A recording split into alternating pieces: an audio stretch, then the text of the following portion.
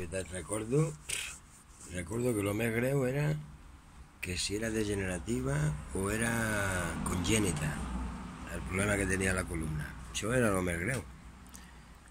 Vaig estar una setmana collonit. Hòstia, em va donar un ictus. No vaig tenir temps de collonisme, simplement vaig acabar immobilitzat. Ostres,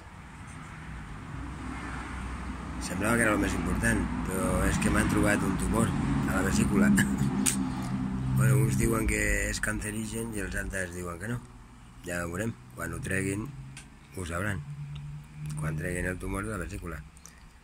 Però clar, això havia deixat en un segon terme el que potser tinc glaucoma en els ulls, en els dos ulls, amb la qual aniré perdent la vista.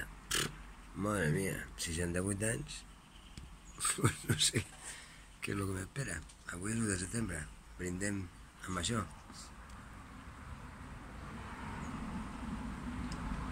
Perquè les coses vagin bé.